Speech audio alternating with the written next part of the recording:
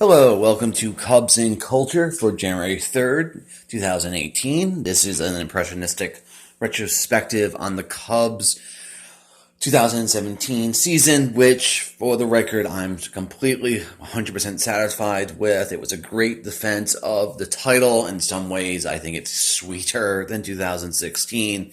The regular season, postseason, of course, different animal. In a lot of ways, us being defending champs made this season one of the most relaxed and fun seasons I can ever think about because there was no pressure really on the fan base to see the Cubs win the World Series. We had already slayed that dragon. And so the malaise, the issues, especially in the first half, where we ended up being below 500, didn't really bother me. It bothered me. It's just kind of like, let's get going, guys. That's sort of the feeling. A lot of the first half was trying to play catch up because the rotation seemed to spring a leak in the first inning. So most of the time in the first half, it seemed as if the Cubs would be down at least one run before they even bat. And so that issue of the rotation was sort of like the main pitching problem. There was also a ton of injuries. Brent Anderson ended up being a bad bet. He just never worked. He was injured. He ended up with an ERA of above 8 in like 6 starts, which is fucking terrible. And so there's that sort of thing. Was problems with the rotation. Just never really gelled. Our bullpen in the first half was really good. As Mike Montgomery made a bunch of spot starts, and God bless him, Montgomery ended up being more valuable than Lester and Arrieta. If you look at the numbers, which is somewhat shocking, but it's because of his ability to be a swingman. Now, the other sort of major issue or thing that happened in the first half was Kyle Schwarbs being the leadoff hitter. The Cubs don't have a traditional hit-off guy.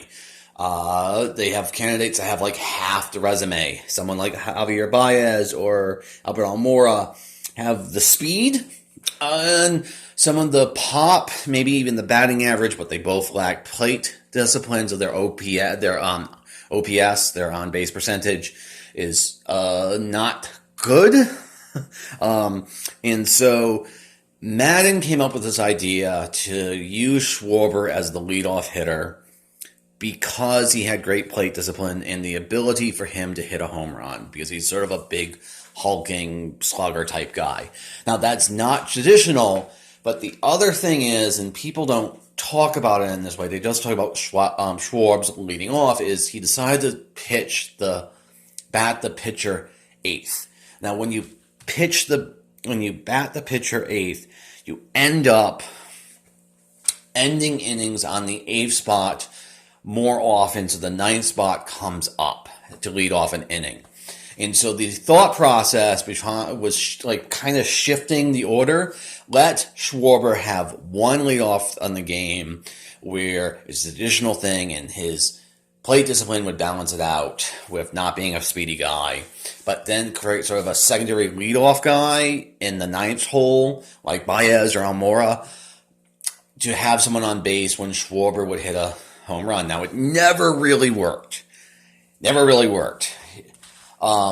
Because of the defensive shifting and Schwarber being an extreme pull hitter and going through a slump or malaise or something. It never really worked.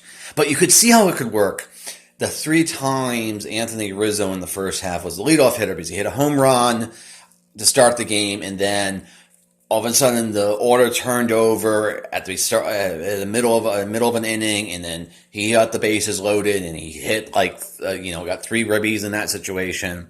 So the first half really was frustrating, and probably the most frustrating way of summing up this frustration was in the opener against the Cardinals. The Contreras hit a home run in the bottom of the ninth, top of the ninth to tie it, to only have them get walked off on the bottom of the ninth. by the Cardinals. Or another good example that sort of bookends it is the only one Cub made the All-Star game, and it was Davis, and he gave up the winning home run. So the first half of the season was frustrating. Okay, that's good for part one. See you in a bit.